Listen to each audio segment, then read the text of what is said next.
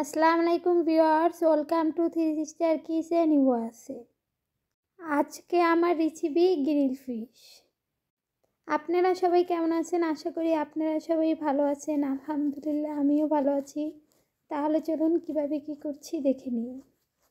প্রথমে আমি এখানে 5টি মাছ নিয়ে নিয়েছি। মাছগুলো আমি ভালোভাবে ধুয়ে পরিষ্কার করে নিয়েছি। আর মাছগুলো আমি মাঝখান থেকে কেটে নিয়েছি এভাবে করে। এতে করে মাছের ভিতরে মশলা ঢুকবে, তার জন্য আমি মাঝখান থেকে কেটে নিয়েছি। তো এখন আমি ম্যারিনেশন করে নিচ্ছি। তো ম্যারিনেশনের জন্য এখানে আমি মরিচ নিয়ে নিয়েছি 1 চামচ, হাফ চামচের কম হলুদের গুঁড়ো, জিরের গুঁড়ো নিয়েছি, আর নিয়েছি লবণ পরিমাণ মতো। এখন দিয়ে দিচ্ছি এখানে 1 চামচ স্পেশাল মশলা, আর দিয়ে দিচ্ছি এখানে 1 চামচ গার্লিক পাউডার, 1 চামচ অনিয়ন পাউডার, আর দিয়ে দিচ্ছি ব্ল্যাক পেপার পাউডার হাফ চামচ। এখন আমি দিয়ে দিচ্ছি হাফ চামচ আদা পেস্ট।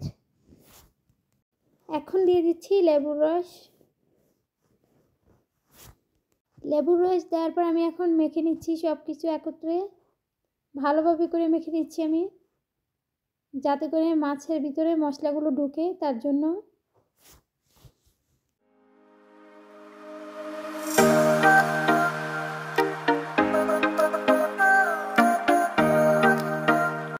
আমি 10 মিনিট ধরে মেখে নিয়েছি। এখন আমি রেস্টে রেখে দেব হাফ অ্যান আওয়ারের জন্য। হাফ অ্যান আওয়ার পর ফিরে এসেছি। এখন আমি মাছগুলো গ্রিল করার জন্য নিয়ে নিয়েছি একটা ফয়েল।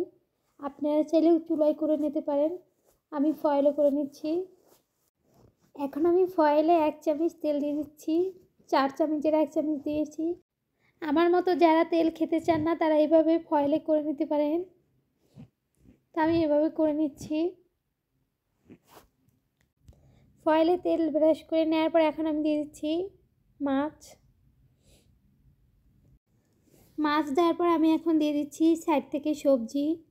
আপনারা চাইলে দিতে পারেন, না দিলেও চলে, আমার কাছে ভালো লাগে তার জন্য আমি দিয়েছি এটা। সবজি দেওয়ার পরে আমি এখন উপর থেকে ঢাকনা লাগাই দিচ্ছি।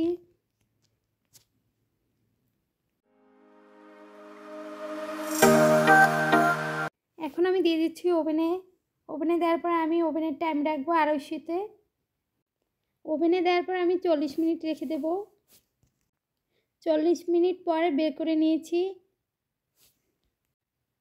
এখন আমি পরিবেশন করে নিচ্ছি।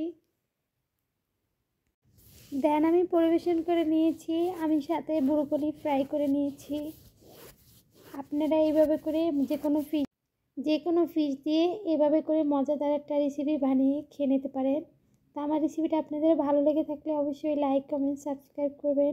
আজকের মতো এই পর্যন্ত। সবাই ভালো থাকবেন, সুস্থ থাকবেন। আসসালামু আলাইকুম।